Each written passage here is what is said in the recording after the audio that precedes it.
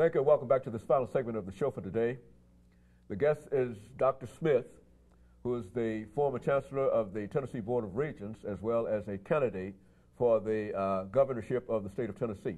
Dr. Smith, during this last segment, I think that one thing has been on all of our minds, and that has been September the 11th. And I think that it's hard for us to deny that we are, in a real sense, at war.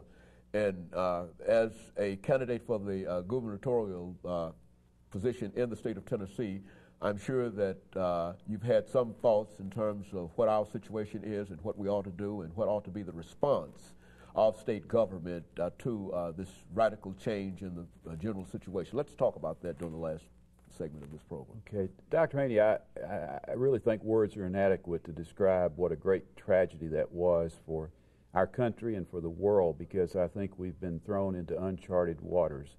And there's a lot of uncertainty about what the future will hold. Each day brings a new surprise.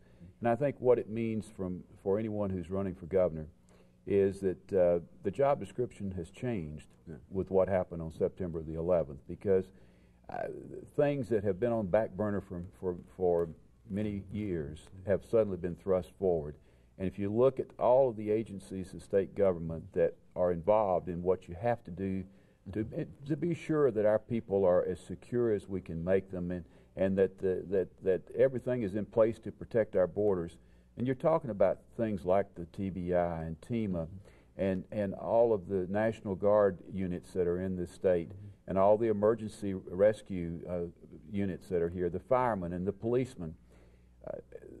Previous governors up until this point, obviously, these were not the front burner issues, but on September 11th, they moved forward.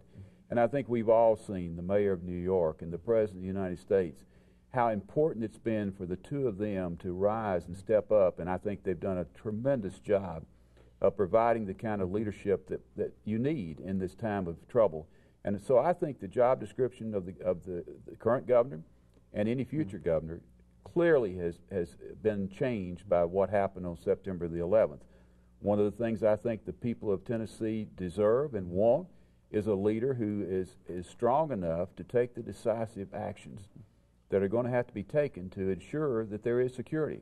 I think at the same time, the people want a governor who can inspire confidence, who can communicate in a way that would give people comfort in the way that the mayor of New York and the president of the United States have done. That kind of expectation wouldn't have been there before the 11th, but I don't believe there's a person living today who's not concerned about what tomorrow will bring. And we have to be sure we're ready, and we have to look at new ways of structuring some of these units that are out there that are going to be on the front line. And I think we also have to recognize that policemen and firemen, along with teachers, are the three groups of professionals who I think are the unsung heroes of our society. They do a lot of important